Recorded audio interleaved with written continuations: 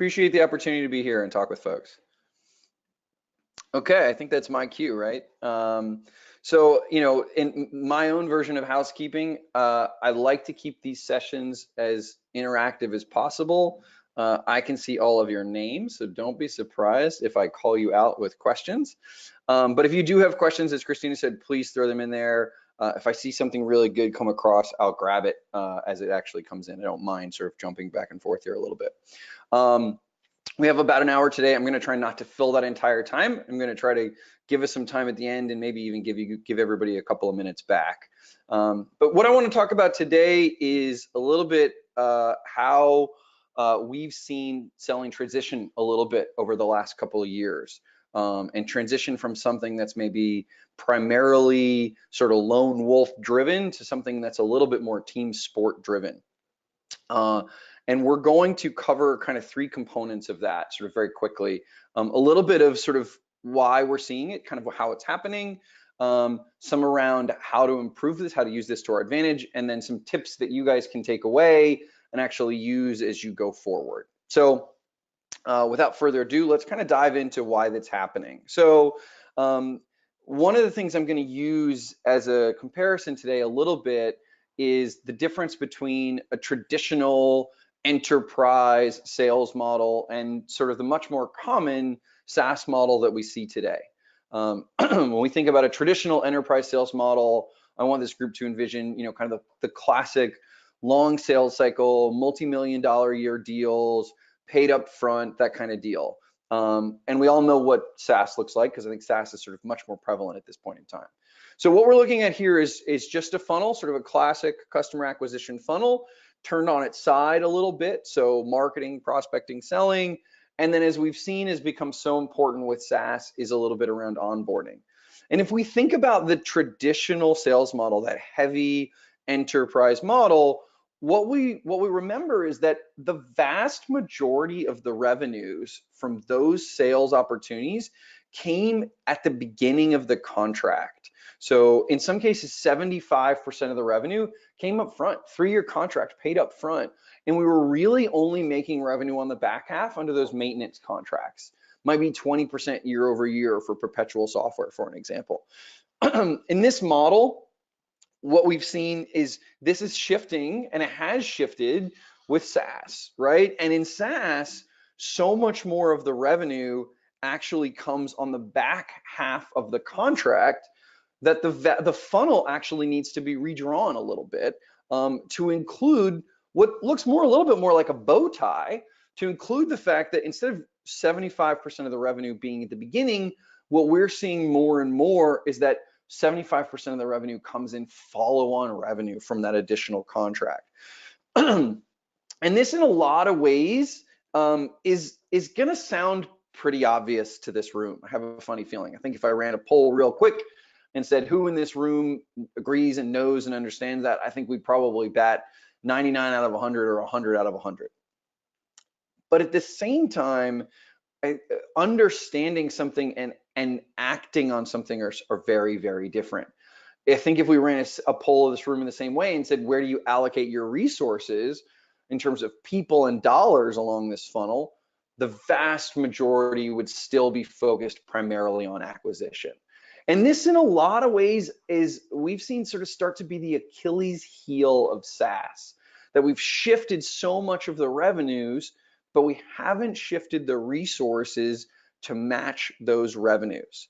So as we start to think about this, if we know that customers need to be onboarded, use the product, and grow in the product, then we will need to start thinking about everyone on the team, from marketing to sales to customer success to account management, is really in a selling function, as opposed to the lone wolf hunters that we hold in our minds of that traditional enterprise sale. So selling really has started to become more of a team sport. So that's one of the reasons we see. Another pretty understandable, pretty well understood reason is that the way that the buyer buys has shifted. When the customer was buying perpetual software with sort of big contracts, they were often looking 18, sometimes 24 months in advance, whereas now the buying cycle can last in some cases 6 months or less.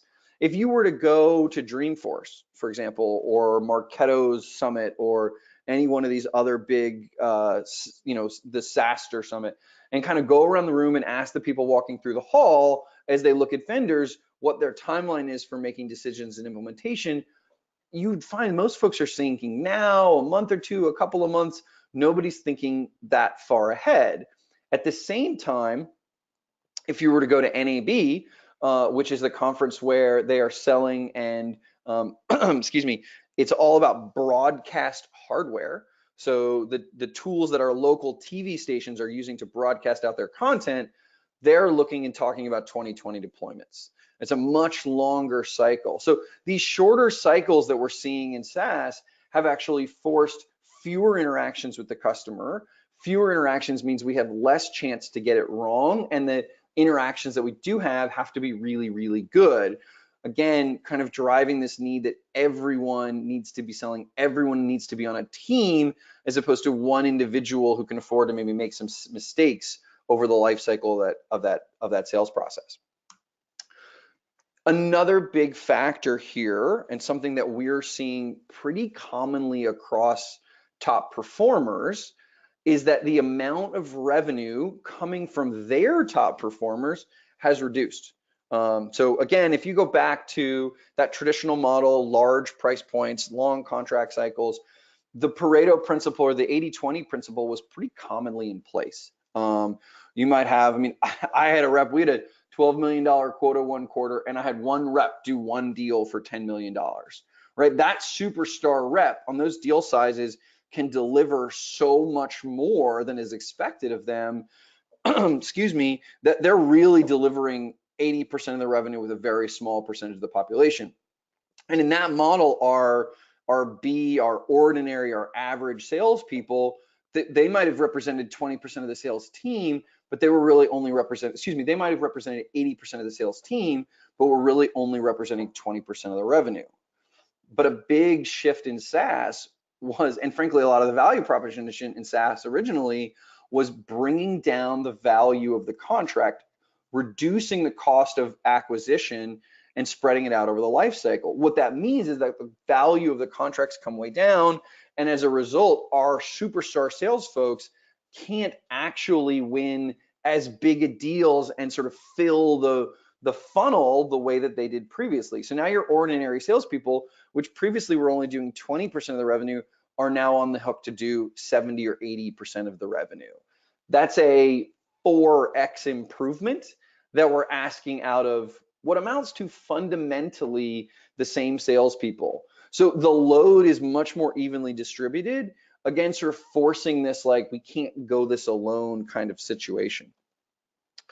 And then I think one of the things that's also very interesting that we've seen shifting is that there is not a lot of consistent methodology across these teams. So if you were to go and ask sales leaders, what methodology that they're using today, the most common answer you'd probably get would be something akin to a challenger sale. Maybe there'd be some reference to provocative or consultative, but there'd be a couple of different sort of options in there. If you asked marketing, what's the methodology that they're currently using, you'd probably get something akin to ABM or account-based marketing.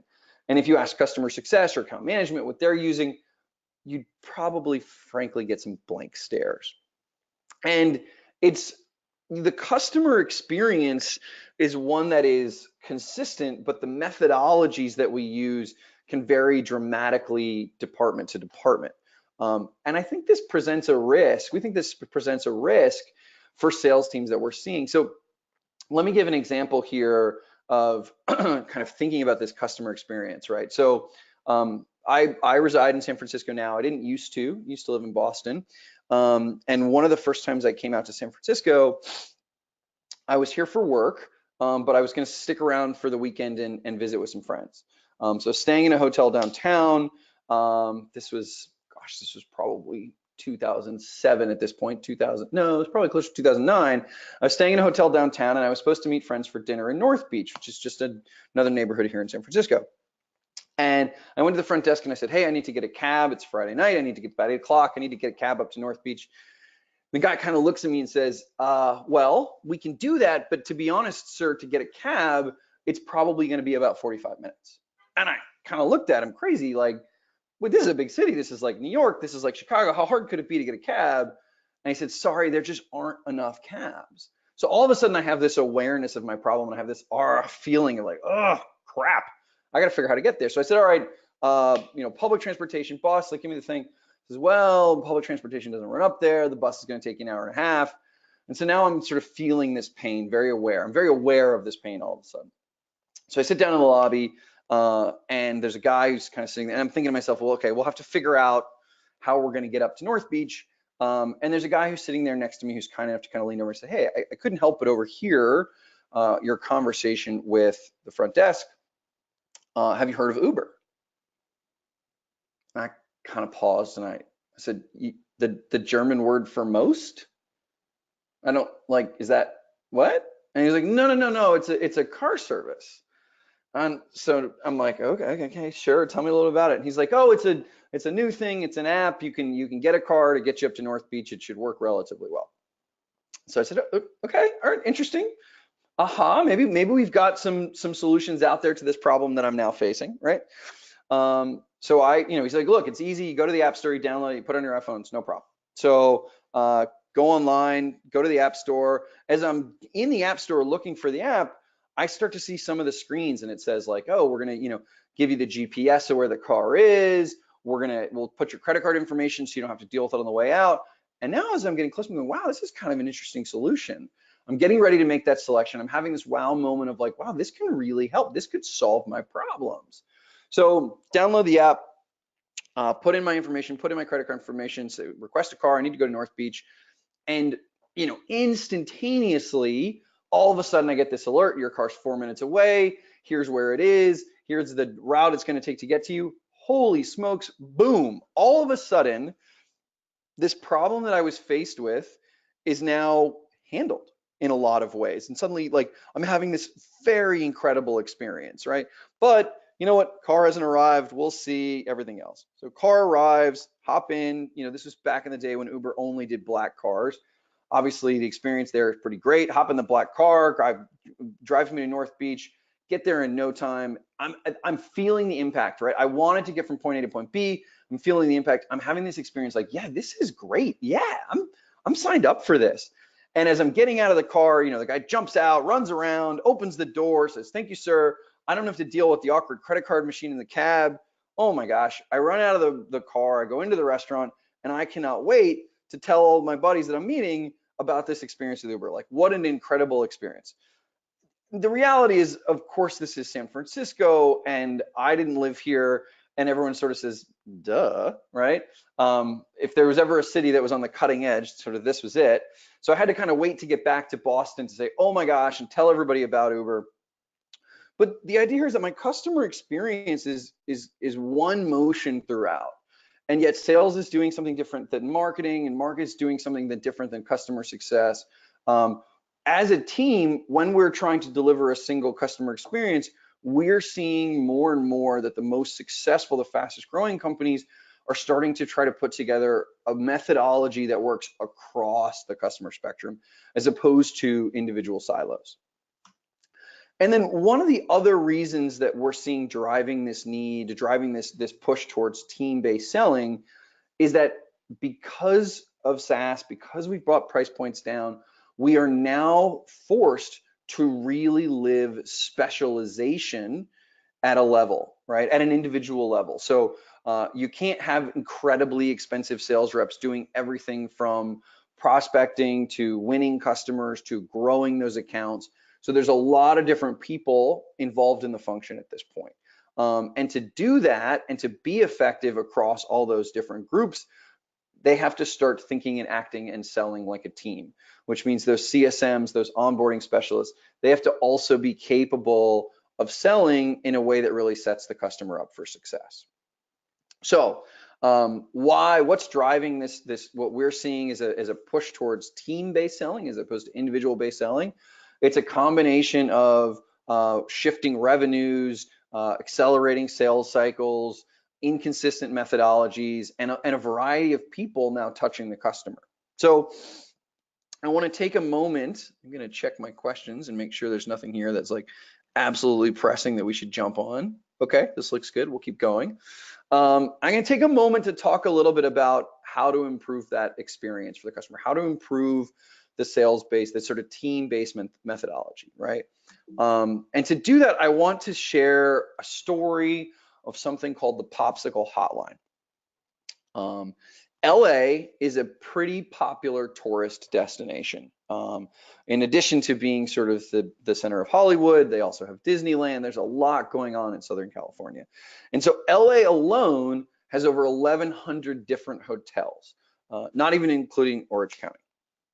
And if you were to go to look for a hotel and you're visiting from out of town, the vast majority of people are going to go to TripAdvisor. And if you go to TripAdvisor and you say best hotels in LA, you're going to see Ritz-Carlton, Four Seasons, the top hotels. Some of those hotels run $500, $600, $700 a night. Number four on that list is a little hotel called the Magic Castle Hotel.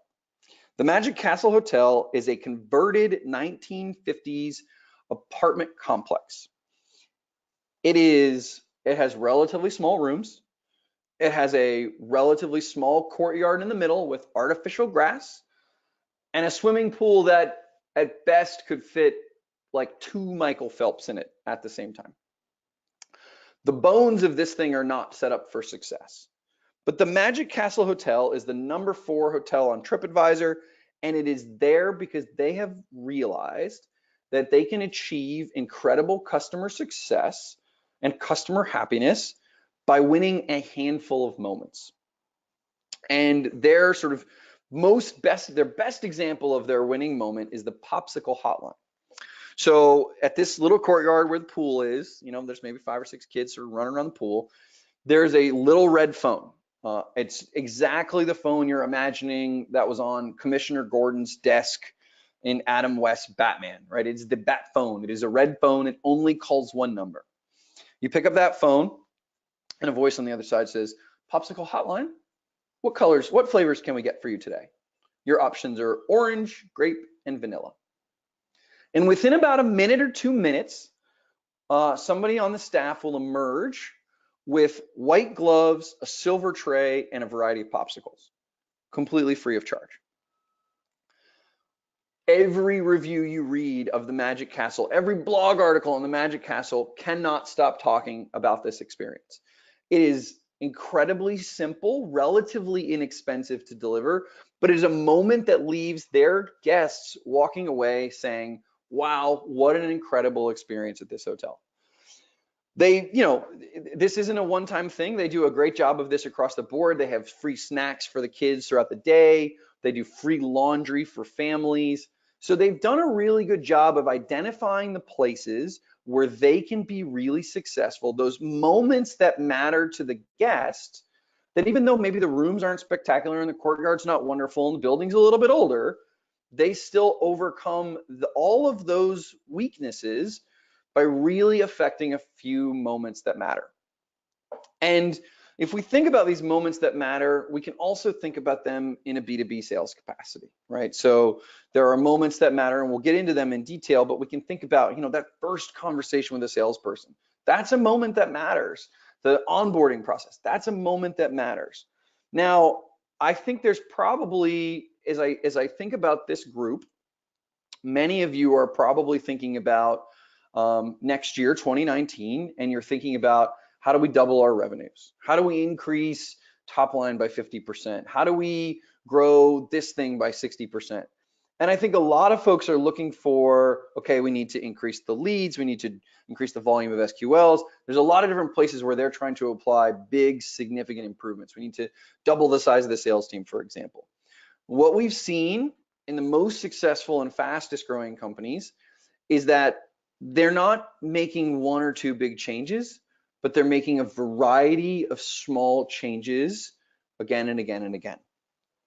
And so what I want this group to think about is that a 10% improvement in just 7 customer moments can double the revenue without increasing the volume coming in. I'm not talking about a sales win rate needs to go from 20% to 30%. I'm talking about a win rate that goes from 20% to 22%.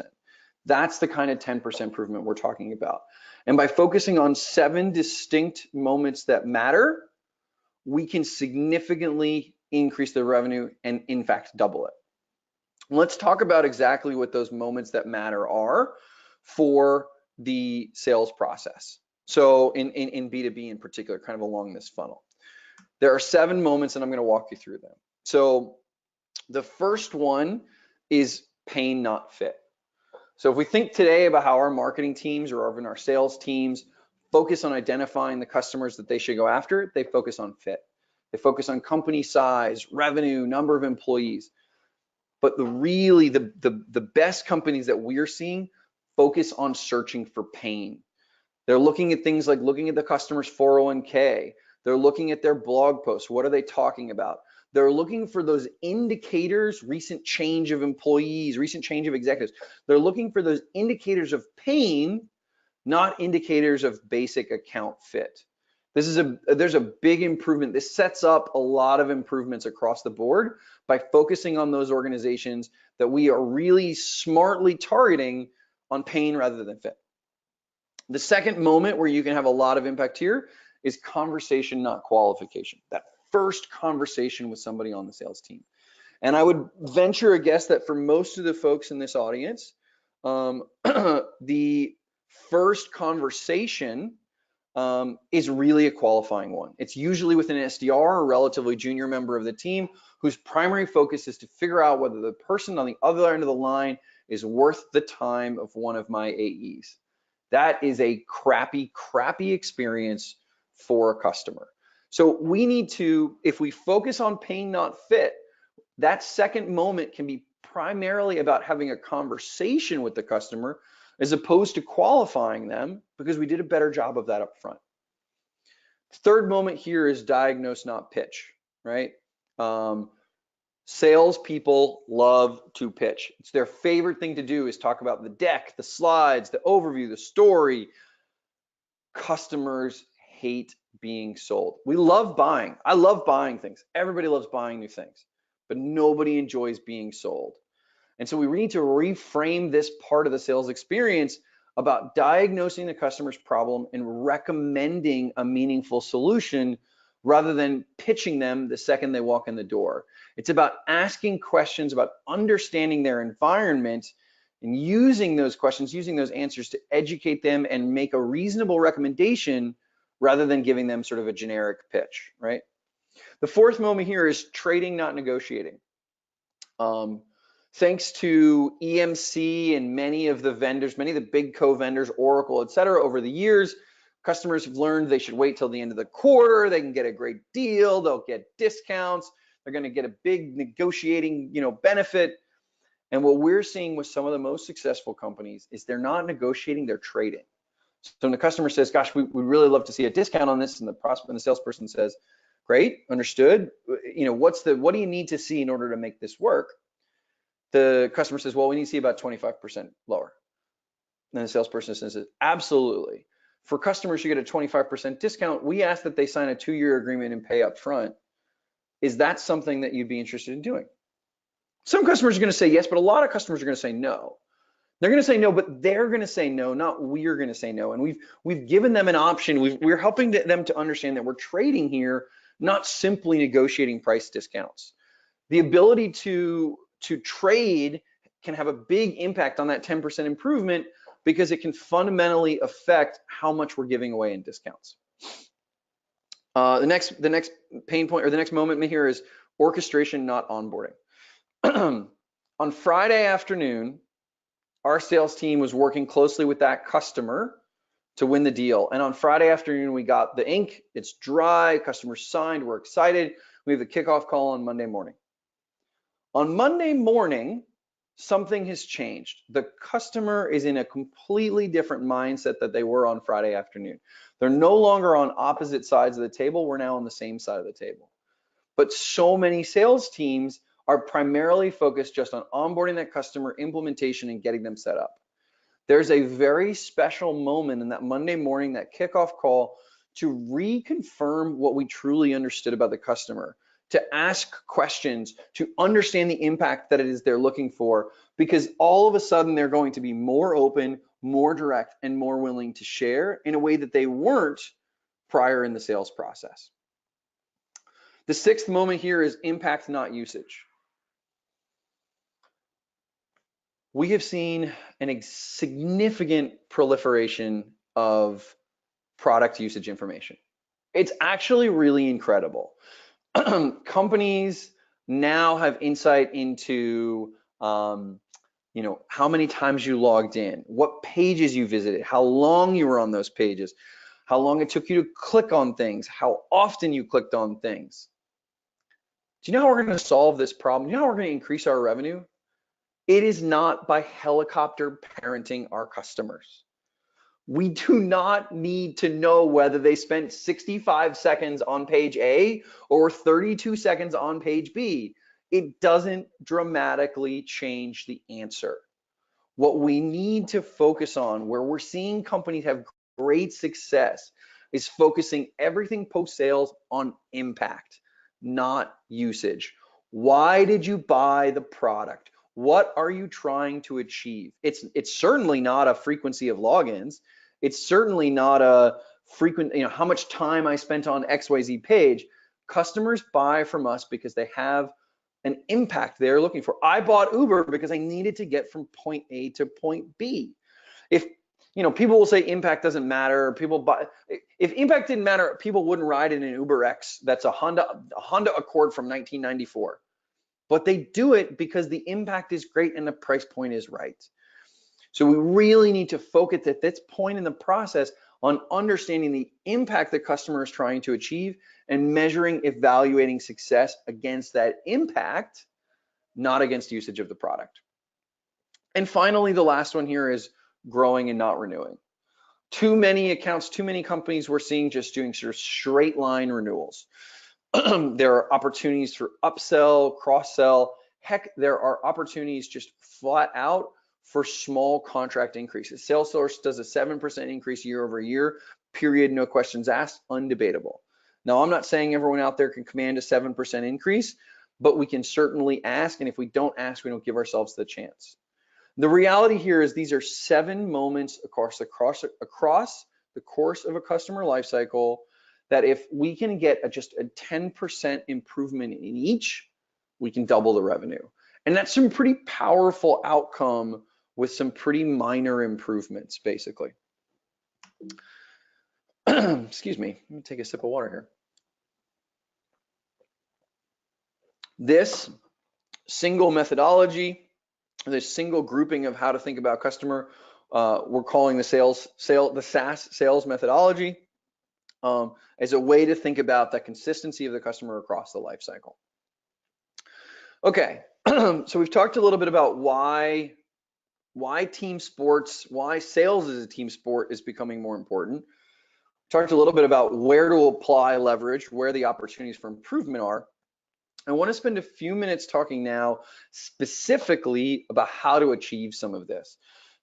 Give you some tools that you and your teams can take away from this conversation.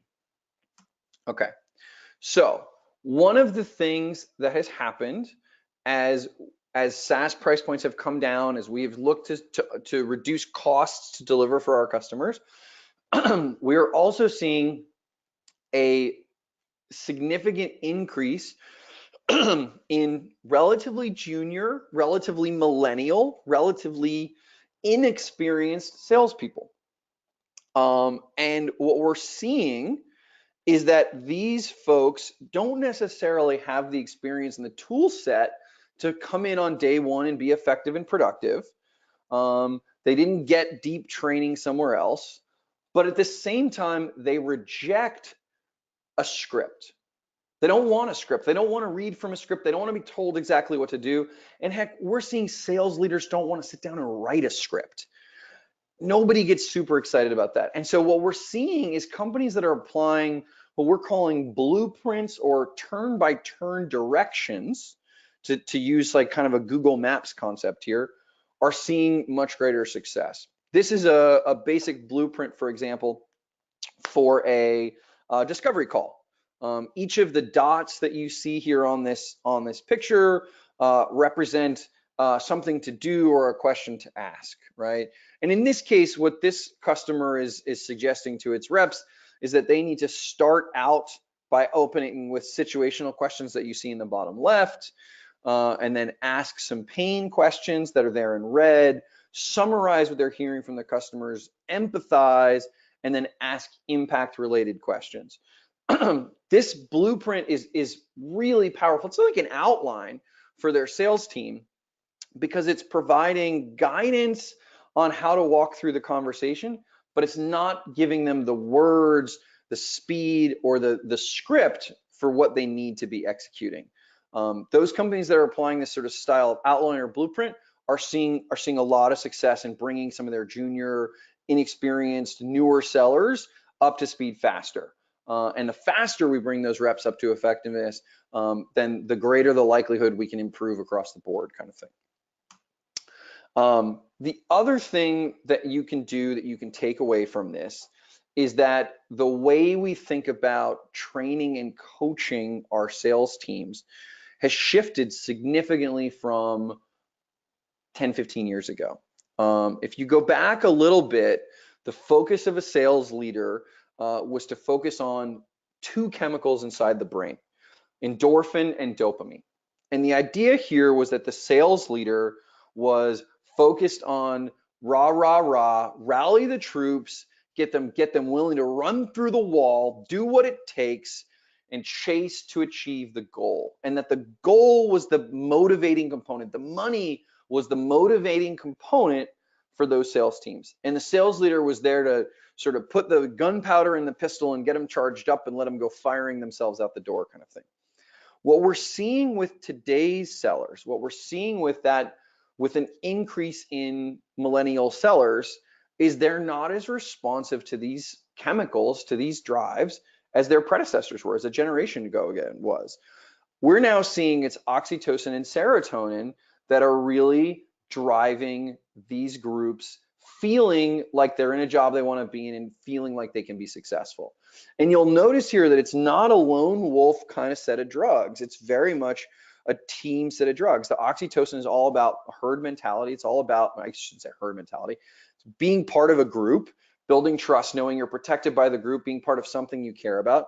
And serotonin is really about status within that group, achieving a certain level of achievement. It's moving up, it's small promotions. You know, we're seeing companies that have SDR 1, 2, 3, 4, 5 now, small, consistent promotions and achievements throughout that development cycle. And these, focusing on this leads not to a let's get them charged up and running out the door, but let's think about development of our people. It's about coaching. It's about building professional relationships and strengthening the development in a way that allows these inexperienced and millennial sellers to be very productive in their roles. And to coach and train effectively, there are some kind of simple, old, we'll call them new, but old rules that you can use and you can think about. I encourage you to sort of help think about with your sales teams. And that is, most learnings for salespeople don't happen in a classroom. Hell, most learnings for most people don't happen in a classroom. But in today's environment, most learning takes place on the job. We see that 10% happens in the classroom, 20% happens in coaching, and 70% happens on the job. So this is not the SKO style 1 day, 2 day intense workshop training on, you know, how to better negotiate. All right, get out there and let's go do it.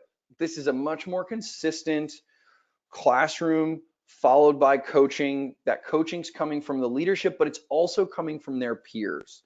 And this is an important piece that we really need to emphasize in what we're seeing with some of the more inexperienced, more junior sellers, is that the coaching can take place not just in a one-on-one, not just in behind closed doors. It's most effective actually out in public.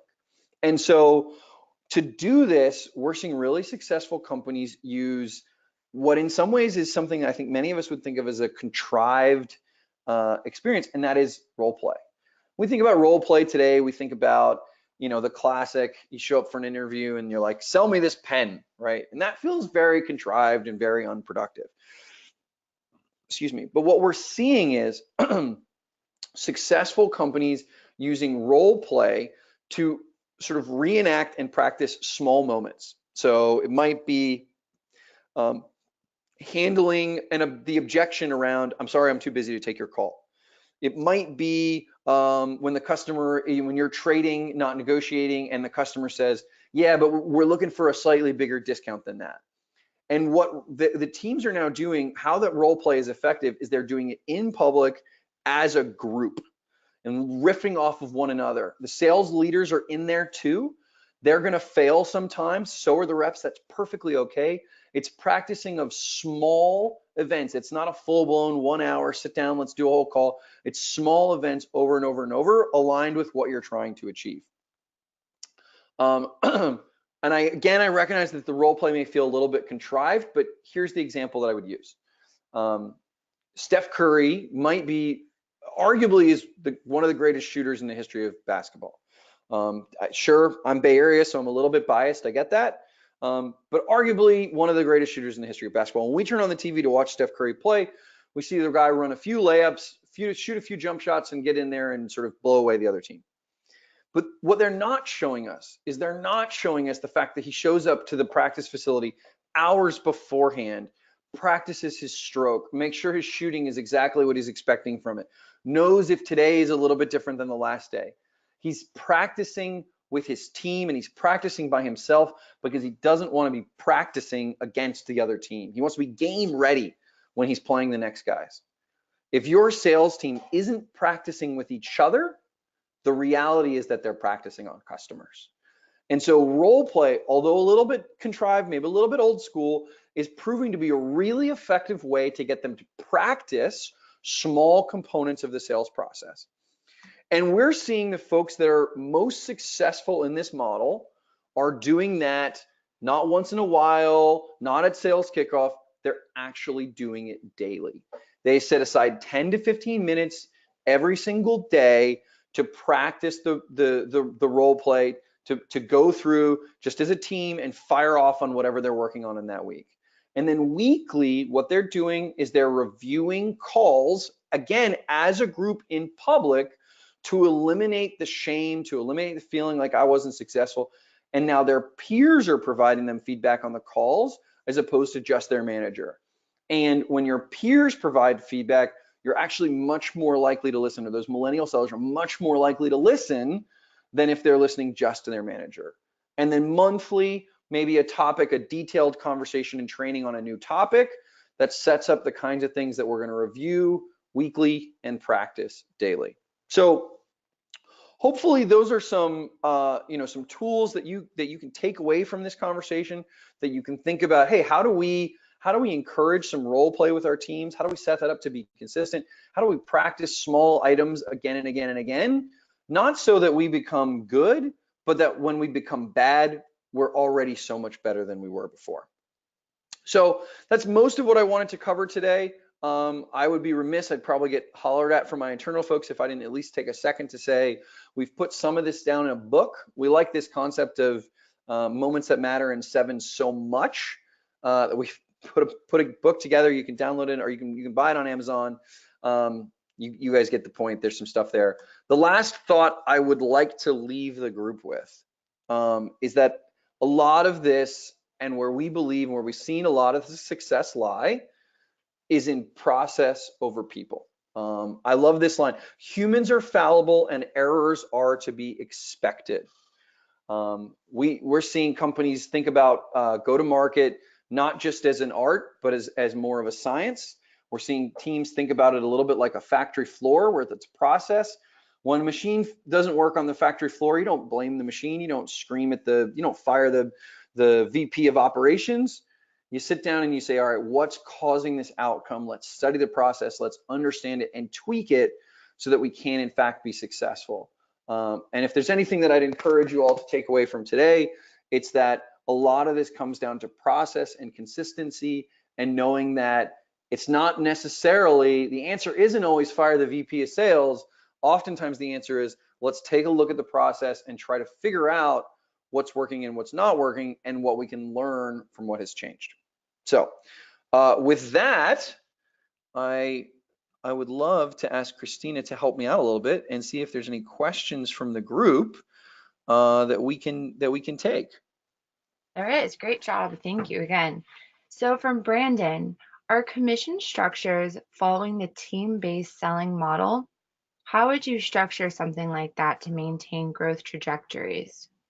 Yeah, Brandon, this is actually a good question. So there's an element of this that I don't actually think that there's a significant change in the compensation structure for your MDRs, your SDRs, and your AEs. I think, well, I shouldn't say there's not a significant change because everyone probably does theirs a little bit different. But the reality of it is focusing the SDRs and the AEs on new logo acquisition in a lot of cases is the right thing to do. With that said, what we do need to think about is how onboarding and customer success can be incentivized in order to continue to be selling. So we've seen some organizations play with some things where the customer success manager is actually compensated for new deals. They can bring in the AE, for example, but they still receive like a spiff. It's not that you don't need to apply the same commission structure or comp structure across the organization, but you do need to think about how do we incentivize those groups to be part of a selling motion, even though that may not be their day-to-day function. We've even seen some companies where they simply spiff the team or give the team a small bonus for finding the opportunity or even raising the opportunity. I've also seen, I should throw one last thing in here, I've also seen some customer success teams are actually really skittish around this concept and just aren't designed to really embrace this. And so implying a compensation structure on a team that wasn't really designed to think about selling on the back half kind of backfires a little bit. In those cases where we've seen some companies be really successful, what they do actually is they figure out which behaviors that the customer success team or account management team engages in that are most likely to drive upsell, growth, and renewal. And then they compensate them to do those behaviors. So they take a little bit out of the strategy out of the hands of the customer success teams or account management teams, and then focus them on executing what the strategy that they've laid out is. Hopefully that's helpful. The other thing I'll say here as I come to answering that question, I've also put my email address as well as my phone number at the bottom of this. So if I didn't do a good job of answering, please feel free to shoot me a note and I'm happy to follow up as well.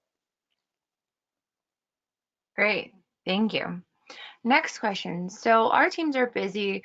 Getting them together to do a daily practice seems pretty difficult. Do you have any tips for how they could facilitate a daily practice? Yeah. This is a common objection we hear a lot, actually, or common question we hear a lot. So the reality of it is that this is actually a lot like going to the gym. The first day is hard, the second day is a little less hard, the third day is a little less hard, and on and on and on. What we have found is that structuring this in sort of no more than 10 to 15 minutes and making it something that is very kind of team centric. Everyone gets up from their chairs or their desks, or everyone hops on a quick Zoom together, does it quickly as a team, and then goes back to their work. Those are the things that we've seen make this most successful.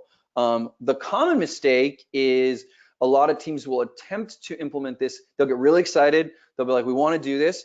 And they'll start out by being like, great, let's do a half an hour in the mornings every day. We'll do a thing on Friday.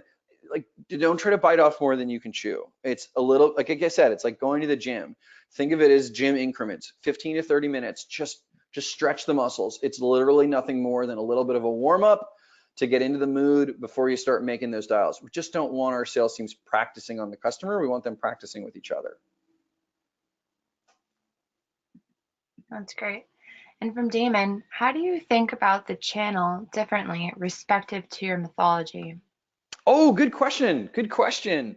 Damon, I spent a number of years personally selling IT infrastructure through the channel, so I do understand that reasonably well. Well, the reality with the channel, to be frank, and I think you probably understand this, is there's not a whole lot of influence we can have on their organization, right? And in fact, the channel is, and I'm assuming we're talking about sort of channel partners here, value-added resellers, et cetera. And if we're not, please feel free to type away and tell me I'm doing it all wrong. The channel is the channel, and they sell a variety of different products. And so trying to get them to change their behavior would be to try to get them to change their behavior or methodology across a variety of different products. And that seems relatively unlikely. And so as we think about the moments in matter, the places where we can have impact, we'd love to have influence on the channel, but I'd also argue that it'd probably be the last place that I'd try to drive significant change. I'd focus internally on our organization, my organization, being able to make those changes, make those experiences. And then I think lastly, I'd really think about the channel. It also depends on what your relationship with the channel is. Sometimes channel partners can be primarily a kind of a lead gen and paper pushing source, and sometimes they own the thing from all the way start to finish. And if they own the thing from all the way start to finish, that's a much deeper conversation. I encourage, please shoot me an email. I'm happy to sort of have a discussion about that. But that's a bigger elephant to cook, and I would say that we tackle that one bite at a time. Is probably the easiest way to think about it. Awesome. And another question, we have a slightly more experienced sales team than some of the examples you mentioned. How do your practices apply to that? Absolutely. So I think that, the reality of this is most of this is about the experience for the customer and how the customer wants to buy. And so sometimes it can be a little bit more difficult to teach an old dog new tricks, and that's sort of accepted and reasonably understood, and I think that makes sense. But the way that the customer wants to buy has changed. We've trained them on this way as we've kind of worked through SaaS. They have, there's all these statistics. We have more internet, they do more research, et cetera, et cetera, et cetera. So you may not be able to use some of the same takeaways in trying to get your, 40 and 50-year-old sales reps to do role play, for example. But I would say that some of the things here, like moments that matter, thinking about, searching for pain over fit, thinking about diagnosis over pitching. I think those, for example, are things that apply to every sales team, regardless of the experience level of those individuals. Because the reality of it is, customer, like I said, customer doesn't want to be sold. We want to buy, we'd love to buy, but we don't want to be sold. And so how can we really help the customer through the buying process is something that sales teams should be thinking about, and customer success teams should be thinking about, regardless of the experience base of their particular set of individuals. Wonderful. And one more question. You talked about how everyone has a part in the sales motion, but our customer success team doesn't think of themselves or feel like they're salespeople. So how can you make CS sell, but in a way that they're comfortable with? Yeah, I mean, I think the reality of the situation here is that the word sell is a little bit loaded, and customer success teams don't like the idea of being tasked with selling something. It feels schwarmy, it feels maybe a little dirty or gross, and they don't get excited about it.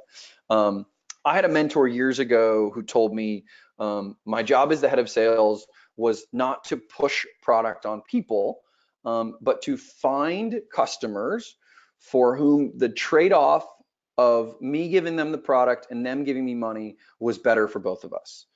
Very similar to me giving someone bread and then giving me fish. We're both better off for having made the trade. And so I think if we think about customer success teams and encouraging customer success teams not to sell things, but to make it part of their function, to make it part of their role, to find and identify customers and existing customers for whom more of our product or a new version of our product or additional use of our product will actually bring them more impact, right? So going back to one of the things we talked about, will bring them more impact and improve their lives beyond simply pushing product down their throat.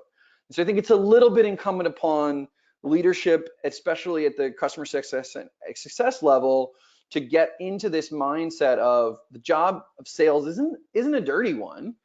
The job of sales is actually to find people that we can help with our products who are better off for having worked with us.